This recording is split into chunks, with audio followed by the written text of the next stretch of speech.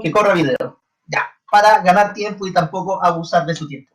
Queridos, queridas, hoy en esta clase vamos a ver la organización de la República. Es importante tener en cuenta las dos clases anteriores porque van a ser la base para poder entender esta clase. Anteriormente, les recuerdo, vimos el liberalismo, sus principios y sus filósofos, ya que fue una clase más bien de filosofía política que de historia propiamente tal. Luego, la clase anterior, habíamos revisado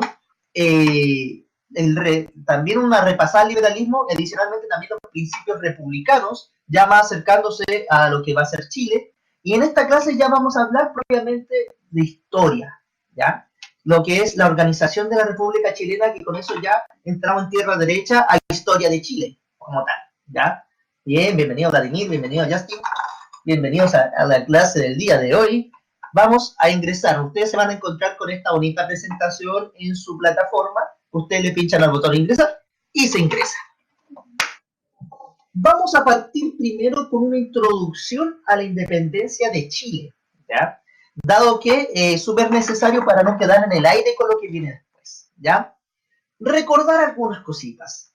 La independencia de Chile, para empezar, es un proceso que es de escala americana, ya no es solo Chile, sino que toda América, sobre todo América del Sur, quien busca independizarse, ¿ya? Lo que se conoce como la Hispanoamérica, o sea, la América que era gobernada por los españoles, ¿ya? Todo esto parte cuando en 1808 los franceses, comandados por Napoleón Bonaparte, invaden España y toman preso al rey Fernando VII, lo encarcelan, y por su parte Napoleón deja en el poder a su hermano José Bonaparte, un francés gobernando España. Ay, eso fue el punto de partida, porque los españoles se negaron a reconocer a este rey francés. El rey Fernando VII era un desgraciado, era un déspota, era un miserable, pero era su rey. Y como era su rey, no estaban dispuestos que este déspota, este miserable, fuera reemplazado encima por un déspota miserable y más encima francés. Porque recordemos que los franceses con los españoles históricamente se van a tener hasta mala. No se van a tener un odio histórico entre los españoles y los franceses.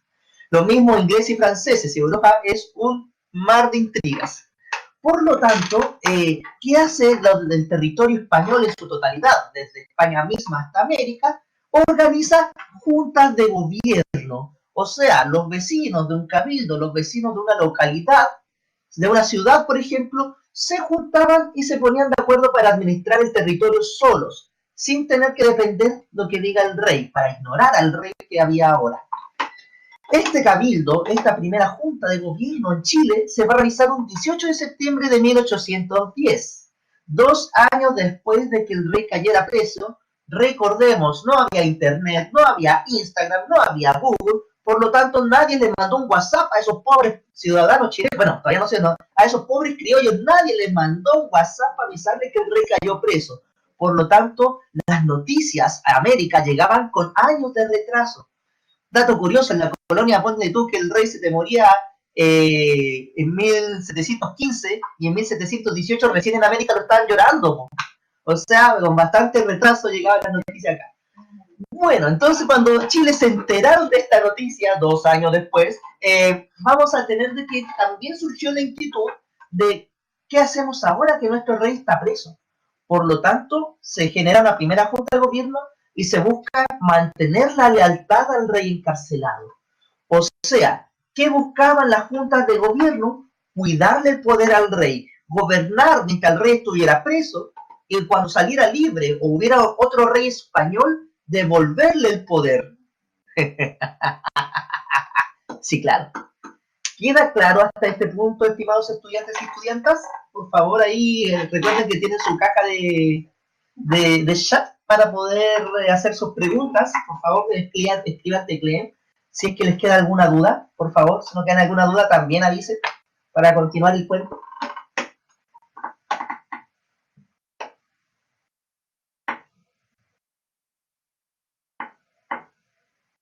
Sí, gracias, muchas gracias. Entonces, nosotros en este proceso de independencia, en cualquier duda, interrumpan nomás por el chat. Yo estoy mirando con el otro ojo y estoy pegándole un ojo ahí. En este proceso de independencia vamos a reconocer tradicionalmente 3 etapas bien definidas. La vieja, patria vieja, la vieja reconquista española y la patria nueva, ¿ya? Vamos a partir con la vieja, la patria vieja. Esta transcurre entre 1810 y 1814. La patria vieja se va a caracterizar porque va a partir jurando lealtad al rey, pero de a poquito va a evolucionar, va a ir convirtiéndose en quitarle poder al rey. Ay, profesor Sebastián, gracias. En quitarle poder al rey, ¿ya? Por lo tanto, de a poquito, pum, vamos construyendo un nuevo país. Hasta que, cuando queda la grande, cuando durante la patria vieja, el rey Fernando VII sale libre. ¡Oh, al fin salió libre nuestro rey! Y en España, en la península ibérica, en Europa, las juntas de gobierno, al ver al rey libre, comienzan a devolverle el poder y a reconocer de nuevo su autoridad. Pero sucede que en América no pasa lo mismo.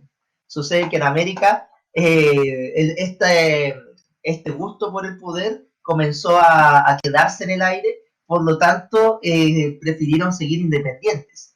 Y eso va a marcar el paso a la siguiente etapa, que es la reconquista española.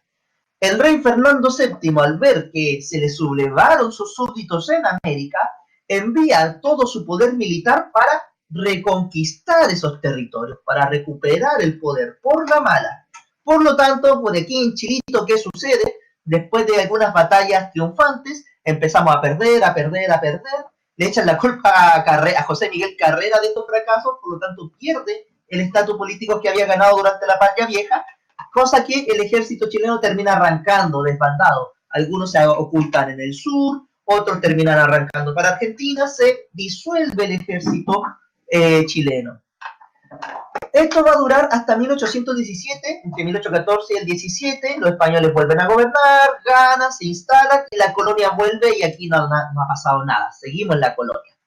Pero ya en 1817 en adelante, hasta el 23, vamos a tener la patria nueva, o sea, el ejército chileno se reorganiza, en Argentina se forma lo que se va a llamar el Ejército Libertador, va a cruzar la cordillera de los Andes y va a batallar contra los españoles, ya no solamente chilenos, sino que efectivos de todas partes de América van a ir a integrarse y van a luchar por la independencia, y va a llegar un punto en que van a terminar ganándole a estos españoles, ¿ya? En 1818 se da una de las batallas más cruciales. Por lo tanto, los españoles, ¿qué pasa? Terminan arrancando hacia el Perú, o terminan arrancando hacia la isla de Chiloé, que pertenece a España por mucho tiempo, antes que Chile decida invadirla definitivamente, ¿ya? Y así se da el proceso de independencia, y con la patria nueva comienza la historia republicana de Chile propiamente tal. De ahí no hay más interrupciones, salvo una que otra intentona de los españoles de recuperar el poder, pero sin éxito. Profesor, ahora sí. Ahora sí, saludar a todos los que se encuentran conectados. Me había atrasado un poco, disculpa por la demora. Chiquillos, no olvidar que esta independencia de Chile es un proceso, no es solamente una fecha, ¿ya? No es un acontecimiento, es un proceso. Si lo viéramos en una línea de tiempo, corresponde a una estructura, ya recordando lo que vimos hace varias clases, sería una estructura que se compone a su vez de subestructuras, de estructuras más pequeñas en su interior, como lo son la Patria Vieja, la Reconquista Española y la Patria Nueva. Todo esto forma un proceso, ¿cierto?, en el cual parte con la primera Junta Nacional de Gobierno, en la cual mucha gente que compone la Junta nunca se les pasa por la mente que esto va a ser el inicio de la independencia de Chile.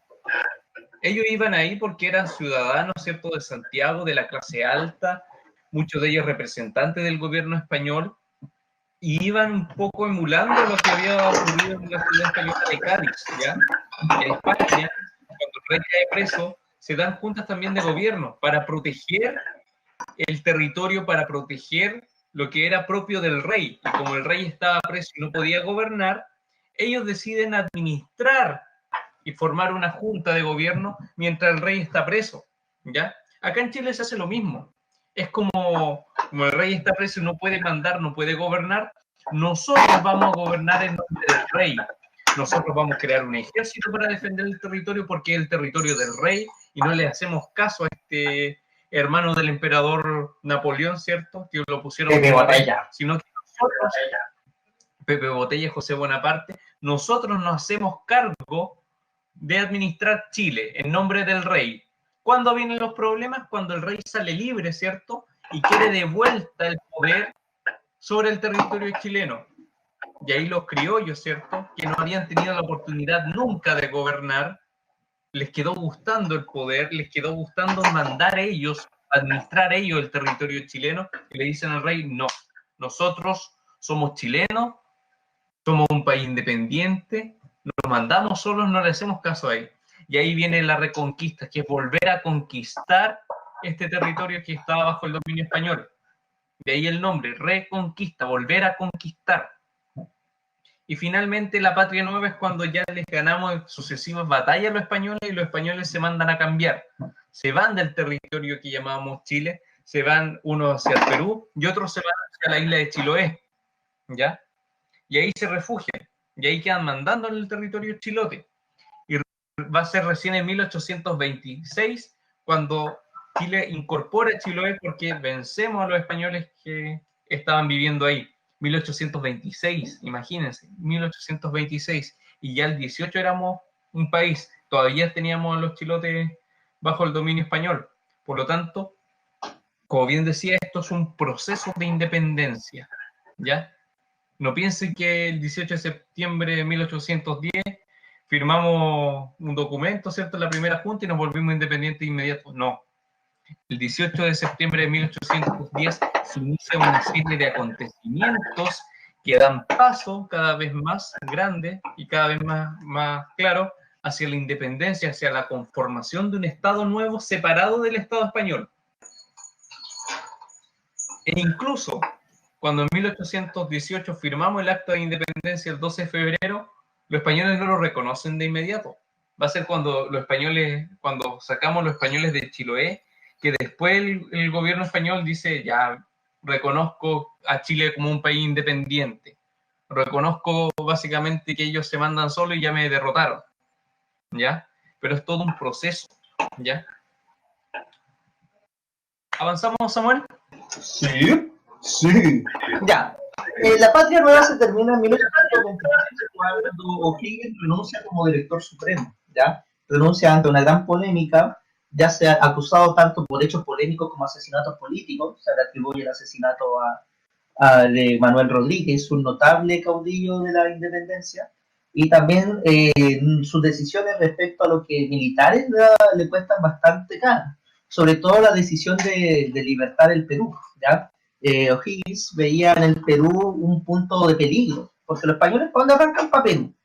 El principal miedo que tenía O'Higgins es que Perú sirviera como base donde los españoles se reorganizaran, se rearmaran y llegaran con una fuerza el doble, el triple de fuerte y les pudieran ganar. Por lo tanto, era estratégico para él el liberar ese país de tal manera de que los vecinos chilenos que tenía Chile no tuvieran ninguna influencia española y no pudieran de alguna manera sufrir otra reconquista que no se pudiera revertir, ¿ya?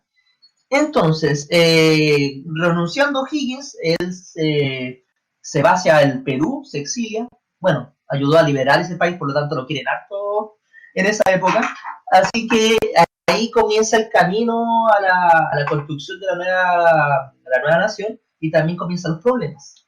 ¿Alguna pregunta hasta este punto? Yo voy a avanzar, de todas maneras, si le quedan preguntas, las realizan en el chat y nos detenemos para resolverlas. Si ustedes se dan cuenta, al costado de esta presentación le va a aparecer el menú, ¿eh? Le va a aparecer el menú, ustedes pinchan en él, le va a aparecer las opciones y vamos al contexto general. La organización de la República va a ser un tema bastante complejo de analizar, ¿ya?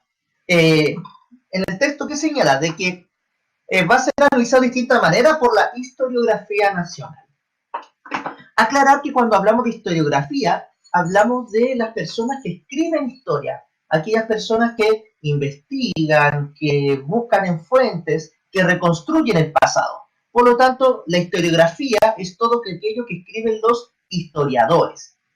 Y por lo tanto, como son muchas veces producto de investigación, o sea, y esto viene siempre detrás de una investigación bastante larga y seria, los historiadores muchas veces no se ponen de acuerdo, tienen distintas visiones, o a veces historiadores más antiguos ven que van a ser renovados por historiadores más nuevos las cosas que dijeron, ¿ya? En este caso tenemos a un historiador bastante antiguo como Diego Barros Arana, quien va a decir que la organización de la República fue una época de desorden, de anarquía, que básicamente fue una época sin sentido. Sin embargo, Simon Collier, un historiador más actual, va a decir que sí hubo un desorden en esta época, pero no fue un desorden sin sentido, sino que fue un desorden que fue necesario para poder alcanzar la estabilidad en el país, ya la estabilidad política, la estabilidad económica. Según Simon Collier, va a detectar al menos 4 desafíos súper importantes para los chilenos de esta época, los cuales tenían que lograr de un país arrasado por la guerra de independencia, tenían que convertirlo en un país independiente, sano y feliz. Hasta el día de hoy estamos en esa. Bien. Primer punto. Estos son los 4 puntos que había que lograr. Conciliar las distintas visiones políticas, conseguir una situación económica estable, conformar una identidad propia y defender el territorio nacional. Puntualicemos la 1. ¿A qué nos referimos con que había que conciliar distintas visiones políticas?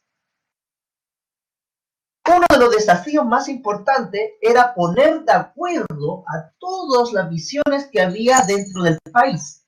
Recordemos que en esta época había visiones conservadoras como visiones más liberales, y ambas se conflictuaban, chocaban entre sí.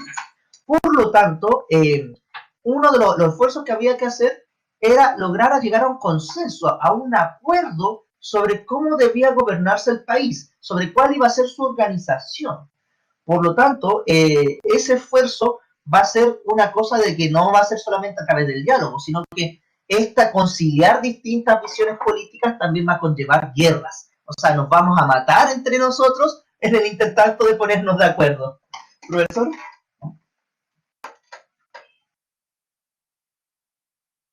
Va a ser una constante eso, de hecho, dentro de la historia de Chile.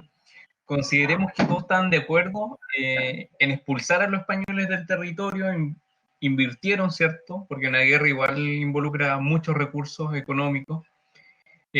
Invirtieron en este negocio de hacer la independencia de Chile, pero una vez que se nos va O'Higgins, y se va obligado prácticamente porque está en entredicho su liderazgo como director supremo, ¿ya? Él era comandante en jefe del ejército y además era el que administraba el poder ejecutivo, legislativo y judicial, o sea, tenía todo el poder.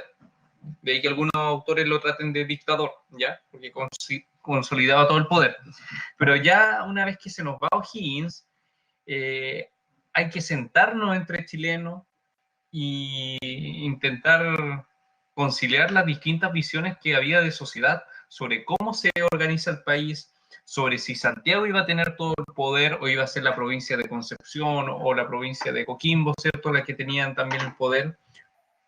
Si íbamos a ser un Estado más ligado a la Iglesia Católica, si íbamos a estar separados de la Iglesia. Por lo tanto, son varias interrogantes las que se tienen que dar respuesta, porque tenemos que organizar un país desde cero, ¿ya? Ya no está el liderazgo de O'Higgins, ya no está la corona española diciéndonos cómo nos vamos a gobernar acá en el territorio, sino que las distintas visiones sobre qué se quiere lograr como país se tienen que poner de acuerdo, ¿ya? Y no va a ser fácil.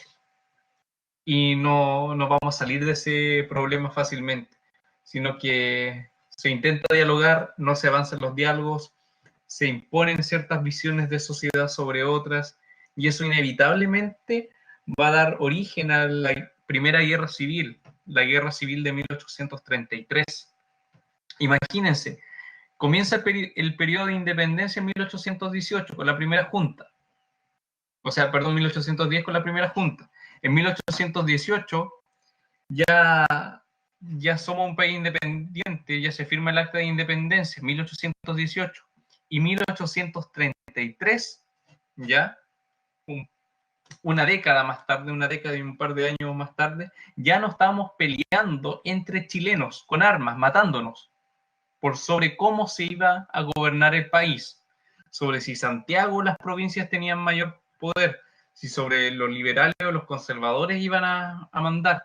Por lo tanto, el conciliar las distintas visiones políticas va a ser todo un desafío para Chile.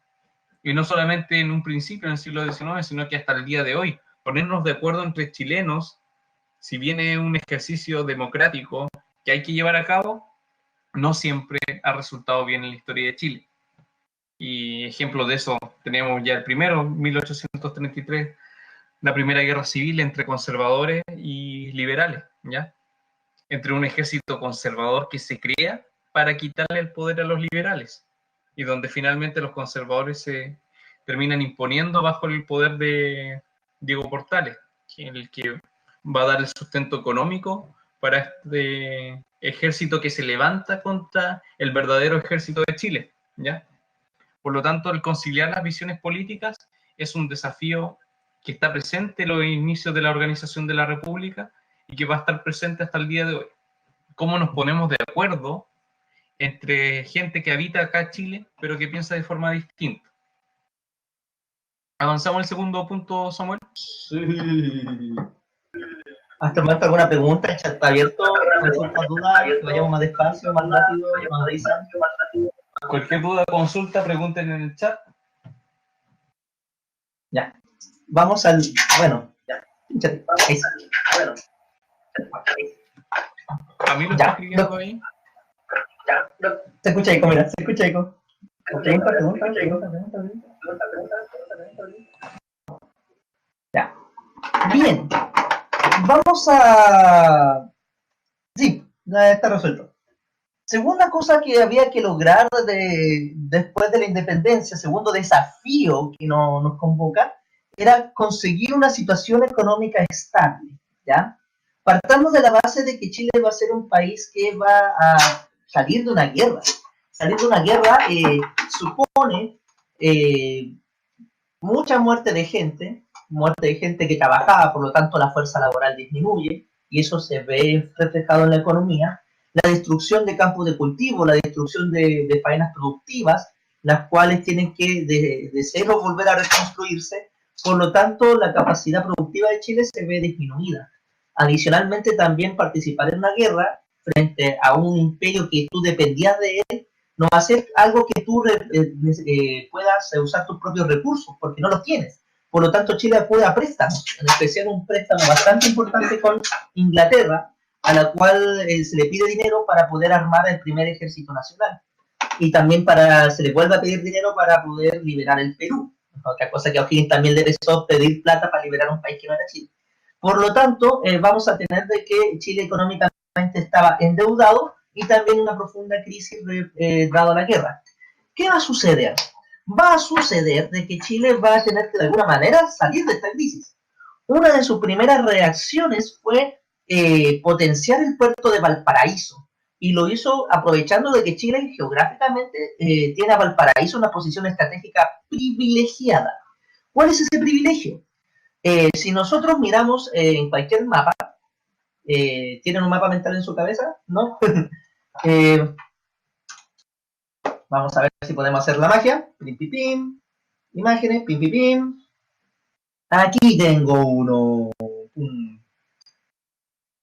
Ver imagen. Lo tiro para allá. ¡Pam! Lo tiro para acá. ¡Pam! No se alcanzó a ver. Ya, tiro. Sí se alcanzó a ver. Si uno se da cuenta aquí en el mapa mundial, cuando nosotros tenemos las naves, los barquitos, cuando van del Atlántico al Pacífico, del Pacífico al Atlántico, lo hacen por esta zona que es el estrecho de Panamá, ¿ya? Donde se ve el mouse. Actualmente, pero el estrecho de Panamá recién se va a abrir en el siglo XX. Por lo tanto, lo que había que hacer antes era pasar por el estrecho de Magallanes, acá, ya en el extremo sur, cerca casi de la Antártida. En Chile está el estrecho de Magallanes, que protege a las naves de que no se hundan acá en el océano Antártico. Entonces, ¿qué va a suceder? de que las naves, una vez que hayan cruzado el Atlántico, necesitan un puerto para reabastecerse y descansar. Por lo tanto, el primer puerto decente y grande que podía acogerlo estaba en Chile y era Valparaíso. Y ese fue el plan estratégico. Potenciar el puerto de Valparaíso, aprovechando de que era el puerto más cercano que le quedaban a las embarcaciones que iban que cruzaban el Atlántico hacia el Pacífico. Y también viceversa, quienes del Pacífico querían ir al Atlántico necesitaban un puerto antes de poder meterse al estrecho de Magallanes, que si se dan cuenta es un trayecto bastante largo. Por lo tanto, el primer puerto era el de Valparaíso, ¿ya? De todas maneras, no todo fue felicidad, porque tengamos en cuenta de que Chile con el Perú disputaba el privilegio de tener el mejor puerto y el Perú tenía el puerto del Callao, los cuales van a tener una fuerte competencia durante el siglo XIX por cuál era el puerto más importante. Competencia que quedó sin ningún tipo de importancia una vez que se creó el canal de Panamá y las naves bajaron su frecuencia de tránsito por Magallanes, ¿ya? Después de ese pequeño paréntesis cultural, tenemos de que, aparte de potenciar a Valparaíso, lo que hace la naciente república es potenciar no solo el comercio, sino que también la minería y la agricultura, dos actividades económicas que hasta el día de hoy nos acompañan en Chile, ¿ya? Por lo tanto, a punta de comercio, agricultura y minería, Chile empezó a salir adelante y a obtener dinero para pagar los préstamos y los compromisos contraídos y obviamente para poder, de alguna manera, reconstruir un país de cero. Porque igual tomar un país colonial y poder hacer algo propio va a costar bastante dinero. Profesor. Para complementar, considerar que Chile siempre, desde antes de ser un país independiente, era un territorio donde se exportaban materias primas, ¿ya? Nunca hemos sido un país manufacturero, principalmente teníamos que comprar productos desde Europa, y eso nos obligaba a una dependencia económica que permanece hasta el día de hoy. Exportábamos trigo, cereales y exportábamos también minerales, ¿ya?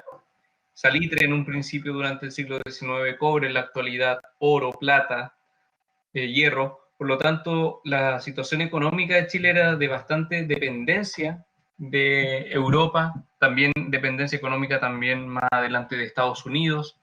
Considerar también el aspecto que señalaba Samuel, de ser un puerto de entrada para América, para el resto de América, nos permitía negociar de mejor forma la llegada de productos, poder comprar a un mejor precio, poder vender también a un mejor precio. Nos garantizaba también una importancia en que va a ser por acá donde empiezan a llegar inmigrantes europeos también, junto con Argentina, porque es un enclave estratégico, ¿ya? Y de a poco la situación económica de Chile va a ir mejorándose, ¿cierto? A medida que llega mayor cantidad de mano de obra calificada desde el extranjero, inmigrantes europeos que traen tecnología, que saben trabajar con cierta tecnología que acá no estaba.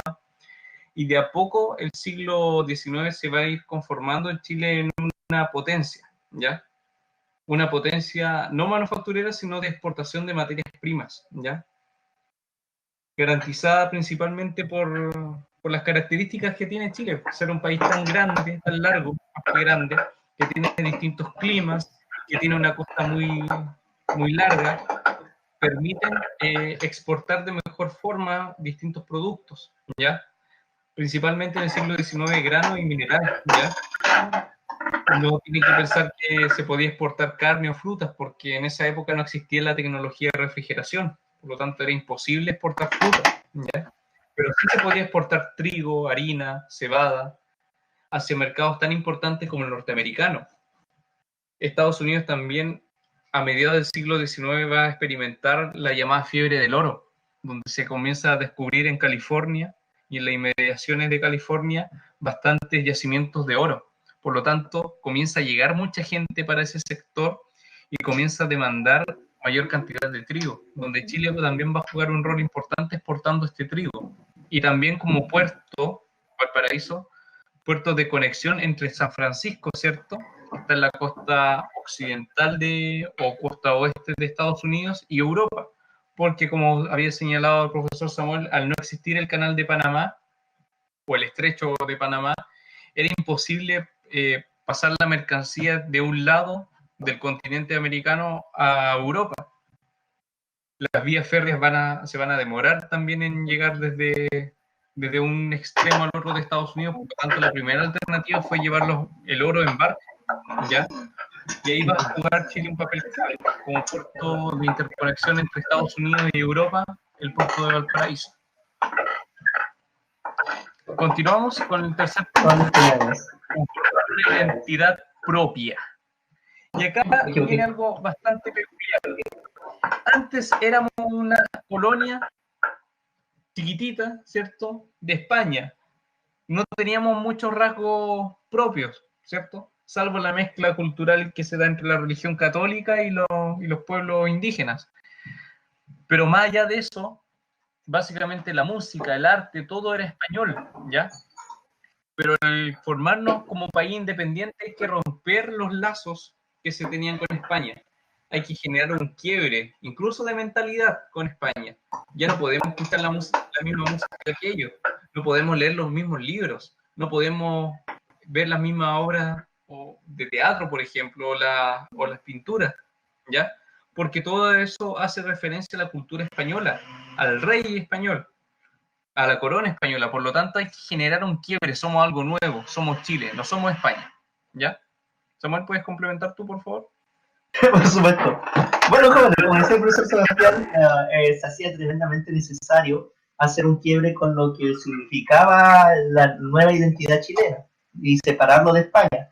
Un dato bastante curioso, pero que va a ser muy importante, y no es un detalle, ojo, es la celebración de la independencia. La independencia, el día oficial es el 12 de septiembre, el 12 de febrero de 1818, ¿ya? Por lo tanto, nosotros debiéramos de celebrar nuestra independencia el 12 de febrero.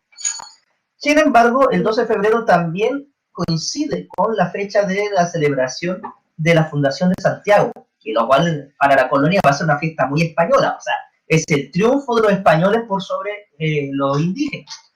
Por lo tanto, para evitar que alguien, no sé, imagínate a alguien en medio de la asado un 12 de febrero grita ¡Viva España! ¡Viva Pedro Valdivia! No, eso no podía pasar porque había que generar una identidad totalmente nueva respecto a lo que había en España. Por lo tanto, se buscó una fecha que fuera importante, pero que a la vez no se calzara, no se coincidiera con ninguna fiesta española. Ahí está el 18 de septiembre, que es una fecha que no coincide, que sí tenía cierta coincidencia con las fiestas de la primavera española, pero no era una fiesta española en cuanto a que se celebraba un hecho político importante. Así que ahí tenemos un ejemplo. Ahora, a pesar de que esa nueva identidad va a buscar romper con cierta lógica española, pero al mismo tiempo también va a conservar muchas cosas de España, ¿eh? Entendamos de que la identidad propia no nace del deseo de separarse de España, pero también de conservar muchas tradiciones. Por ejemplo, el sistema de inquilinaje va a ser una permanencia, o sea, a pesar de cambiar el sistema político, a pesar de hacer un nuevo país, pero vamos a seguir funcionando socialmente igual. Hablamos del sistema de inquilinaje en aquel sistema donde tenemos un patrón, que es el dueño de la tierra, y tenemos un inquilino, que es una persona que trabaja la tierra para este patrón y le paga el producto o el trabajo, mano de obra. Y ese sistema de inquilinaje va a durar hasta los años 60, 1900, en pleno siglo XX.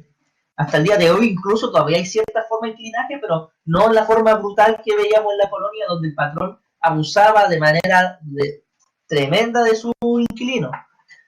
También el predominio de la hacienda. Recordemos de que Chile va a ser, hasta muy avanzado el siglo XX, un país totalmente agrícola, un país que va a ser muy rural, ¿ya? Las ciudades van a ser pocas y chiquititas. El espacio del chileno va a ser el campo, ¿ya? Y el campo, no cualquier campo, sino que el campo organizado en la hacienda, donde, reitero, tenemos al patrón, que es el dueño de la tierra, y a los inquilinos, que son las personas que trabajan para este patrón y tienen que aguantar el humor de este patrón. El señor de la querencia es un excelente ejemplo, muchas gracias Benjamín, de cómo eran las relaciones entre patrón e inquilinos. Este tipo que tenía poder, que se sabía poderoso y que mandaba y que incluso era capaz hasta de quitarle la vida a sus inquilinos si no lo obedecían. Hubo un tiempo que esto los patrones le llamaron palomear rotos. Y palomear rotos era cuando tú tenías a un inquilino desobediente, tú simplemente lo decías, ya, ándate, no te quiero ver, y lo corrías y se tenía que ir corriendo inmediatamente, el patrón y su asistente lo correteaban igual que si fuera un animal y lo laceaban y lo cazaban con un animal para terminar matándolo en el bosque o en alguna parte apartada y enterrándolo a las afueras de la hacienda, ¿ya? Y lamentablemente son cosas que se dan en Chile. Hasta el punto de que incluso hasta en La Pampa se replicó el palomear roto, pero en La Pampa, ¿qué hacían en el salitre? Cuando eran desobedientes los trabajadores, los capataces los mandaban al medio del desierto, los mandaban a cavar un hoyo y después los mataban para enterrarlo en el mismo hoyo que hicieron las personas. Son tradiciones, uno dice tradiciones, pero no, las tradiciones no necesariamente son buenas. La influencia de la iglesia en la vida cotidiana también va a marcar mucho de la vida política y social en Chile, tanto en el siglo XIX y buena parte del siglo XX, incluso tal vez hasta ahora, ¿ya? Si bien la iglesia católica ha perdido importancia política y las nuevas constituciones ya no reconocen a Chile como un país católico, pero la opinión que tiene la iglesia sobre ciertos temas sigue teniendo un peso y va a ser muy considerada a la hora de legislar o a la hora de tomar ciertas decisiones. Sí, suena gracioso el tema del hoyo, igual que las películas, pero créeme que en los zapatos de la persona que lo sufrió no era gracioso. Menos de los familiares que nunca más supieron qué pasó con esas personas. Pasemos al punto número 4. Profesor, ¿está en condiciones de concederle los honores? Ahora sí. Punto 4 habla de defender básicamente el territorio y además de ser una cuestión fundamental en la organización de la República, va a ser fundamental incluso hasta el día de hoy.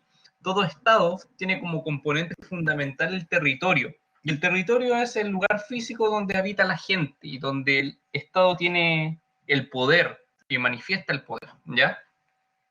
Consideremos que éramos un país que se estaba recién formando, que los españoles, por así decirlo, todavía no tenían sangre en el ojo, todavía querían volver a conquistar este territorio chileno porque había materias primas, porque era una cuestión simbólica también. No es muy grato para una potencia perder territorio, ¿cierto? Porque puede hacer que otros territorios también se levanten, y es lo que va a pasar finalmente acá en América Latina. Sirven de ejemplo. Por lo tanto, era importante defender este territorio, pero para eso había que tener dinero, ¿ya? O'Higgins se endeuda para librar la guerra de independencia contra España, se endeuda con Inglaterra, y va a ser hasta varios años después, incluso de que O'Higgins se va del país, que todavía se continúa pagando la deuda, ¿ya?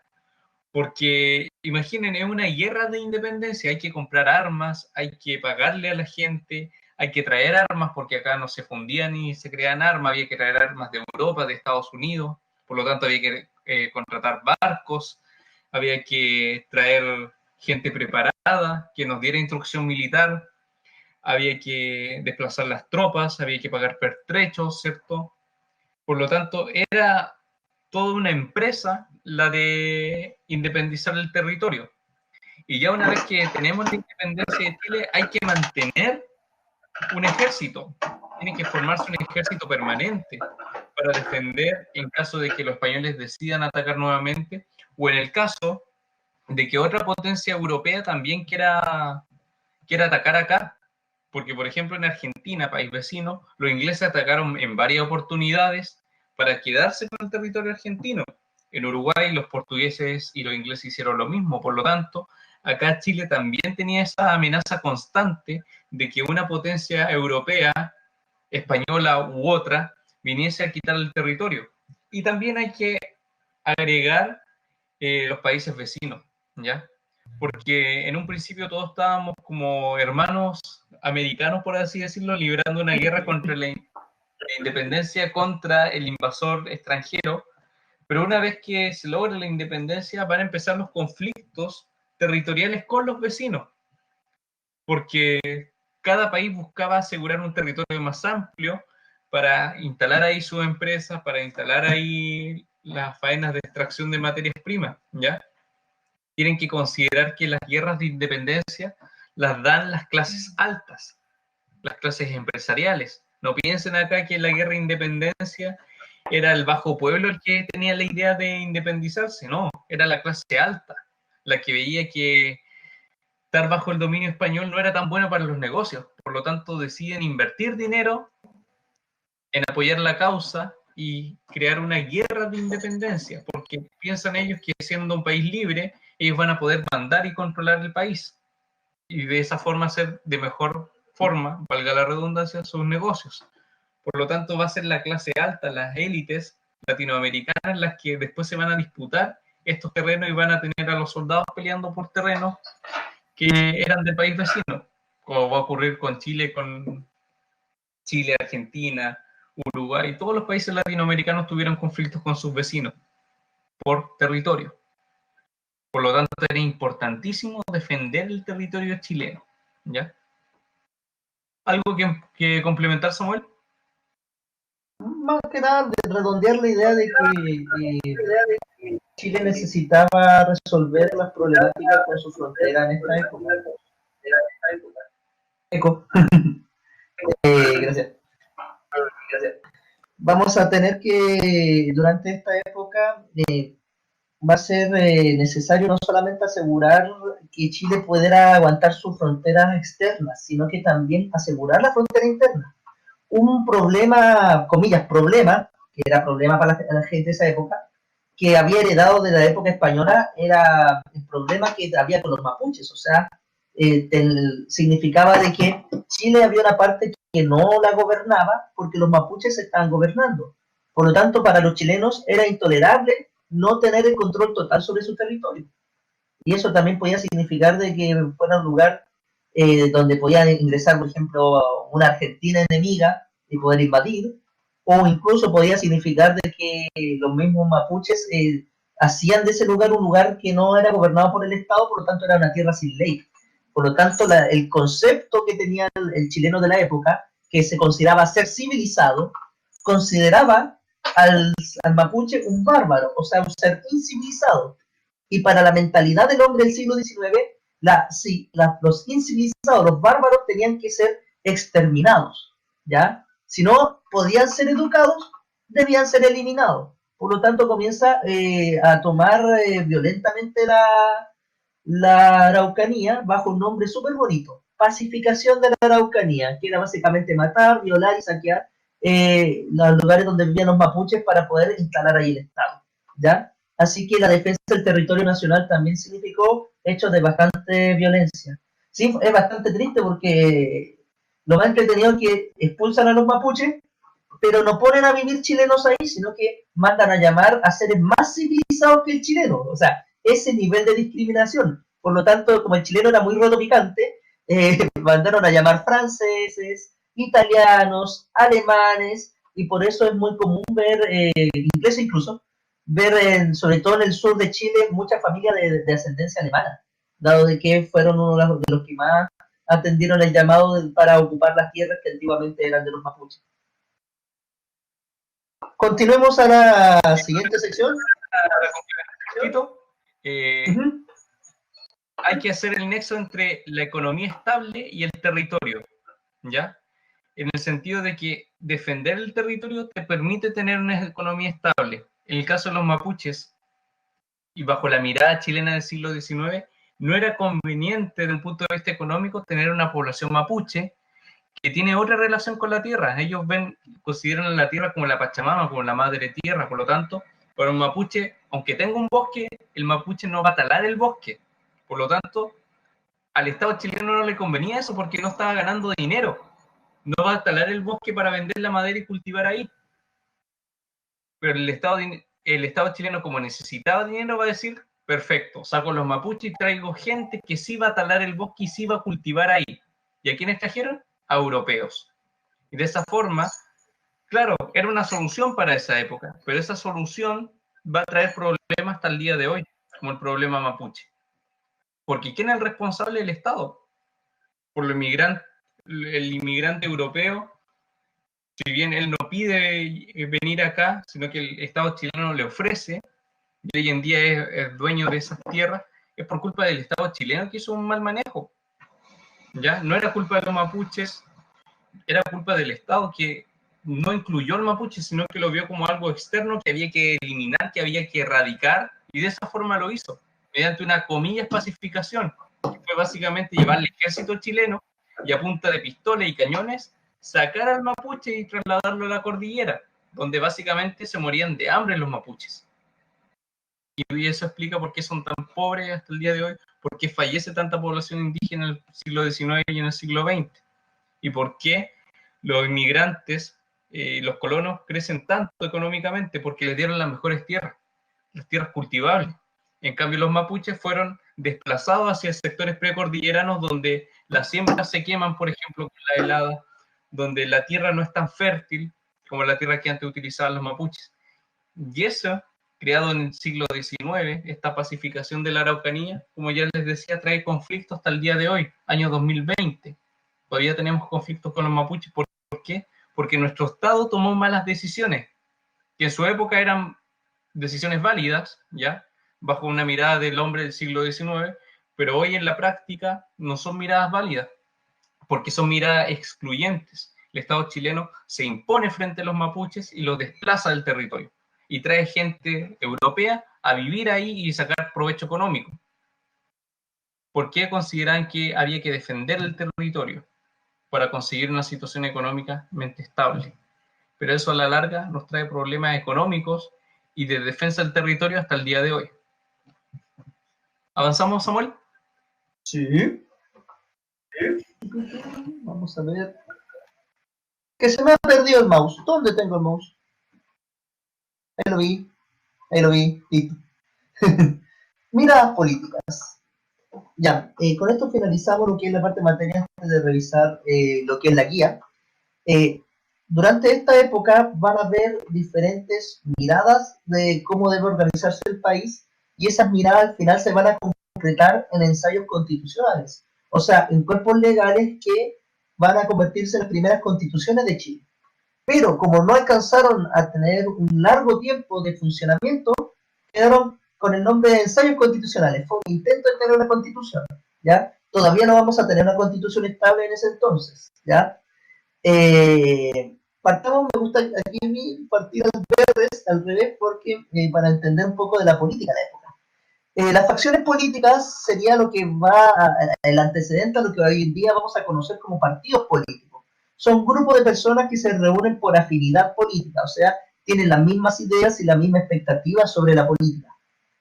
¿Cuáles eran las facciones políticas de la época? Si hay preguntas, háganla al tiro. Estamos leyendo cualquier cosa para hacer una pausa y atender preguntas. Por favor, no ocupen el chat para trolear, quienes, si no, uno se distrae viendo si es que son preguntas o son cosas que no hay que ver. Las facciones políticas que vamos a tener en esa época, las más remarcables, van a ser 5, ¿ya? En primer lugar, vamos a hablar de los pelucones, que representan a la aristocracia, o sea, ellos en su momento, cuando eran colonia Chile, exacto, Álvaro, los pelucones se llaman así porque más que pelo usan peluca, ¿ya? Los aristócratas, las personas de esa época, una forma de hacerse lo importante era usando unas tremendas pelucas grandes o grises, blancas o grises. Entonces, abajo por lo general eran calvitos. Entonces los pelucones, recordemos que va a ser un grupo que va a ser bastante dañado en su honra durante el gobierno de O'Higgins, porque O'Higgins va a eliminar los títulos de nobleza, ¿ya? Por lo tanto, el tener un título de marqués, de conde, que te daba tremenda importancia en la colonia, durante esta época va a significar nada, porque ya no tienen validez social. Por lo tanto, la única manera de afirmar, de que la gente viera que ellos venían de una familia importante, era seguir usando estas pelucas. Por lo tanto, esta aristocracia era terrateniente, por lo tanto, eran dueños de tierras, eran los patrones de los fundos, ¿ya? De las haciendas. ¿Qué querían estos pelucones? Ellos querían un Estado unitario, o sea, donde el Estado fuera uno solo, una sola constitución y un solo cuerpo de leyes para todo el territorio. Y obviamente un solo gobierno central. Pero un gobierno central fuerte, o sea, donde hubiera una capital que tomara todas las decisiones para todo el territorio, ¿ya? Además, adicionalmente, los pelucones confiaban en las instituciones tradicionales, como el Estado, y sobre todo confiaban en el poder de la Iglesia para gobernar. Entonces, Estos pelucones eran representados por Juan y Mariano Egaña. Estos pelucones, de más está decir, nos daremos cuenta que son conservadores. O sea, son personas que están apegadas al pasado y que querían conservar las tradiciones de España, ¿ya? Importante señalar eso.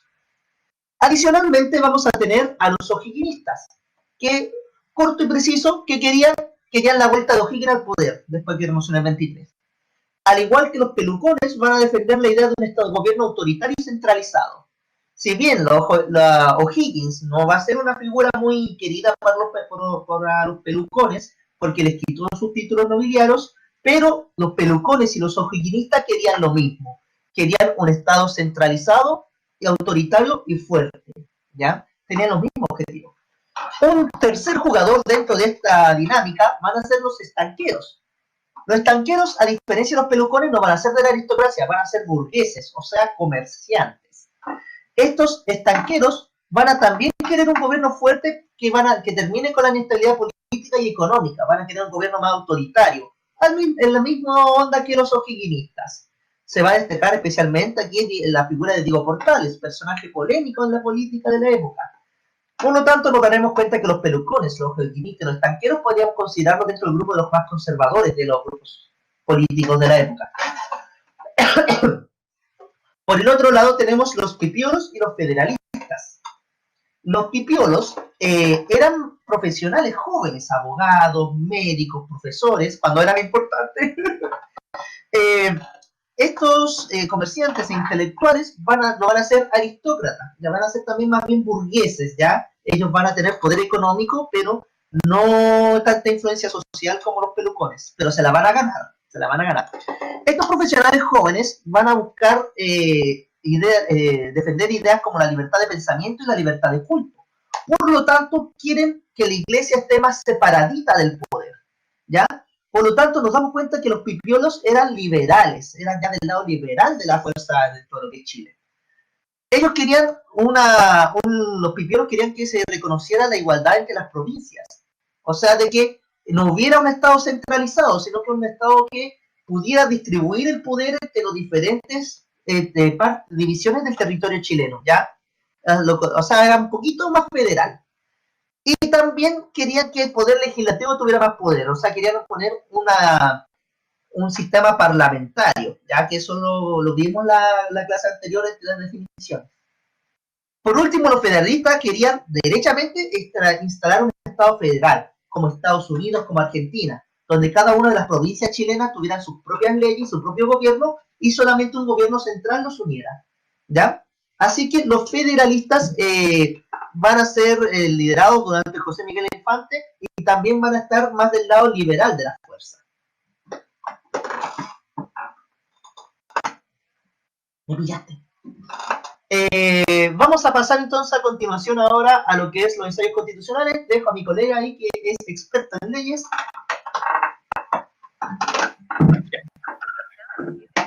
Considerar que se llaman ensayos constitucionales porque son intentos de constitución política, ¿ya?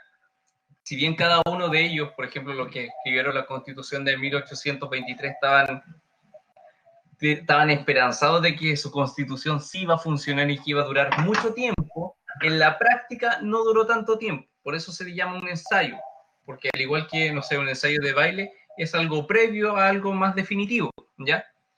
Al pasar el tiempo ya le podemos llamar ensayos constitucionales, pero en esa época eran vistas como constituciones, pero a la larga no duraron mucho, ¿ya?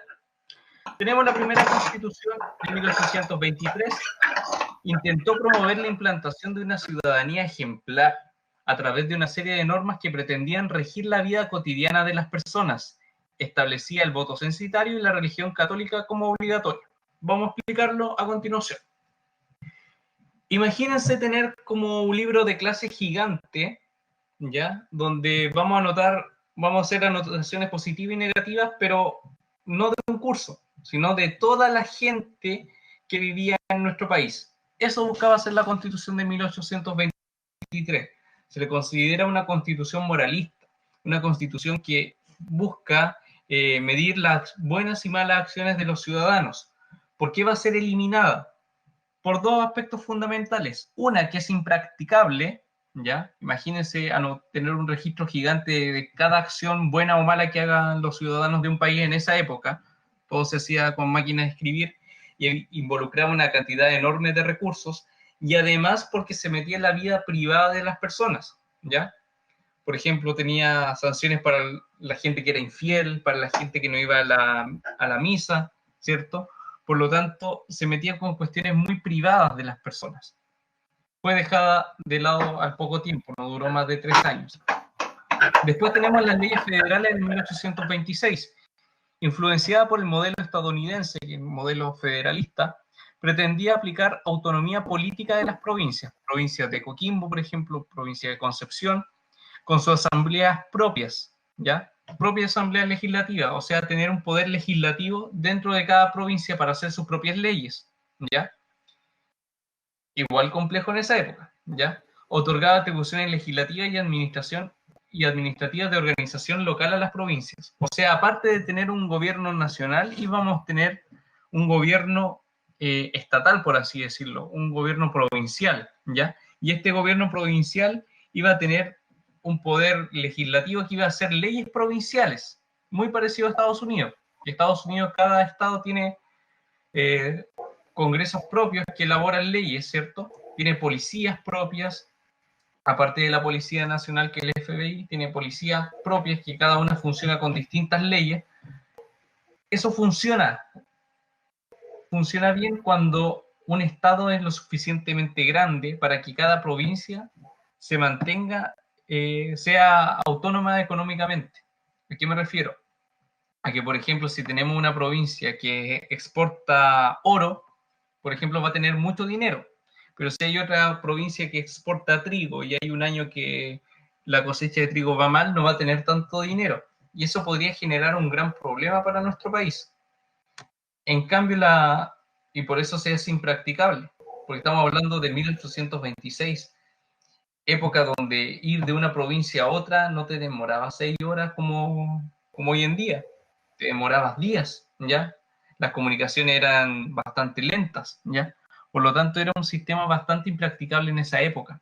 Y también porque Santiago tenía mucho poder político y también poder económico, y no querían darle el poder político y económico a las demás provincias, querían concentrar todo el poder ellos, ¿ya? Pasamos finalmente a la Constitución de 1828, pretendió establecer una igualdad de poderes entre el legislativo y el ejecutivo, planteando que el ejecutivo no poseía facultades extraordinarias, fortaleció las libertades públicas y los derechos políticos de los miembros de la aristocracia. Además, consignaba la libertad de culto en privado y la ampliación de voto a todo aquel enrolado en las milicias, sin necesidad de que supiera leer o escribir. O sea que básicamente todos podían votar si es que pertenecían al ejército. Eso igual era complicado en esa época, ¿ya? Cada una de las constituciones políticas que ustedes ven ahí, que son ensayos constitucionales, viene a representar una distinta mirada de distintas facciones políticas. Hay unas que son más conservadoras, otras que son claramente federales, otras que son más liberales, ¿ya? Y eso da cuenta de las distintas visiones existentes en la época. ¿Cómo va a finalizar esto? Un poco más adelante, en 1833, la facción conservadora se va a imponer mediante la creación de un ejército paralelo al ejército oficial chileno.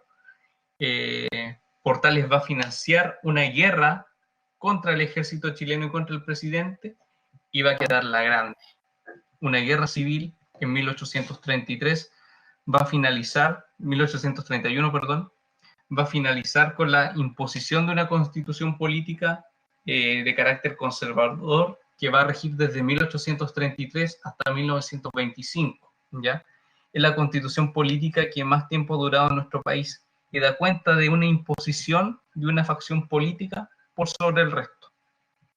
Eso, chiquillo, en cuanto a materia. Ahora pasamos a revisar la actividad con el profesor Samuel. Colorín colorado, el material se ha acabado. Vamos a ver las preguntitas. Ya, aquí se ve medio chiquitito, pero si se dan cuenta, abajo dice tarea clase 3. Pinchamos. A usted le va a salir diferente porque la plataforma del profesor es diferente. Y vamos a ver. En la pregunta 1 le preguntamos, En el texto se identifican 4 desafíos a los cuales se tuvo que enfrentar las autoridades del Chile independiente, recién independiente. Identifica cada una de ellas y describe brevemente. O sea, si ustedes se acuerdan, al comienzo de esta clase vimos los 4 desafíos, le dimos harto tiempo de explicación. Ustedes tienen que hacer un breve resumen, integrando claramente lo que está en el texto, pero también algunas cosillas que se hayan dicho en la clase, lo mejor posible, ¿ya? Le hacen el resumen a cada una de ellas. Número 2. Entre el 1823 y 1828 se presentaron 3 ensayos constitucionales en nuestro país. ¿Qué similitudes y diferencias se pueden apreciar en ellos? ¿Ya? Ahí el profesor Sebastián también aclaró algunas cosas que salían en el texto, cosas de que le ayuden de alguna manera a encontrar cuáles son los puntos en los comunes si es que hay y cuáles son las diferencias, las que haya. La pregunta número 3 consiste en ¿por qué cree que se cambió la constitución 3 veces en tan poco tiempo? Ahí ya tienen que ya más bien deducir, ya tiene que ver con lo que hemos estado hablando en general durante todo este tiempo. ¿Por qué no duró 10 años ni 20 años las constituciones, sino que 3 años, 1 año, 2 años? ¿Ah? Y ahí escriben su teoría de por qué, afirmándose en la materia. Y en el número 4, en el texto se reconocen 5 facciones políticas, 5 sectores políticos que acabamos de ver recién. Algunas son aliadas y algunas enemigas, ¿eh? Ojo que yo les di la clave explicando. Elige 2 facciones que tú crees que hayan sido enemigas, ¿ya? Ahí, como pista, obviamente tienen que elegir una más conservadora y otra más liberal. Si quieren acordarse de esto, la clase va a quedar grabada ahí por si quieren volver a rezar. Elijan una conservadora y una liberal como consejo, 2 facciones que hayan sido enemigas y explicar las razones de su conflicto. Ahí ustedes comparan, dicen, esta quiere una cosa, pero esta quiere la otra. Y ahí ustedes le meten el chamullo de por qué podrían haber peleado esas facciones, esos sectores políticos, ¿ya? Y en esta guía, por último, en la siguiente página, hay más preguntas, no hay más preguntas. En la última página está el texto de nuevo, que el mismo que acabamos de revisar, pero en texto plano, para que no se devuelvan a la presentación y a cada rato, sino que puedan leerlo directamente. Eso, espero que le haya sido de utilidad. Cualquier cosa avisen. Profesor, dale más. Más que otras veces. Agradecer la participación de hartos estudiantes con sus dudas, con que hayan estado conectados. Recuerden que también esta clase va a ser subida al Moodle en transcurso de la semana. Y sí, terminó. La gracia de esta clase es explicar la materia que está en el Moodle, ya si tienen consulta y extenderlo un poco más, para que después puedan hacer la actividad y no perder el ritmo de trabajo, ¿ya? Son sesiones que duran 1 hora, por los que pregunten, estamos justo en el tiempo porque tenemos que pasar a otro curso, ¿ya? Cuídense mucho, chiquillos, que estén bien, hagan caso, no salgan, salgan con mascarillas, salgan lo menos posible porque se está volviendo complicado ya en Serena, en Coquimbo, la situación, ¿ya? Y no queremos que nada malo le pase a ustedes ni a su familia, ¿ya? Quedan liberados y hasta 2 semanas más, yo creo, y ahí empezamos con la clase número 4. Nos vemos, cuídense. Chao, chao, cuídense. Estoy mandando un mensajito ya de correcto.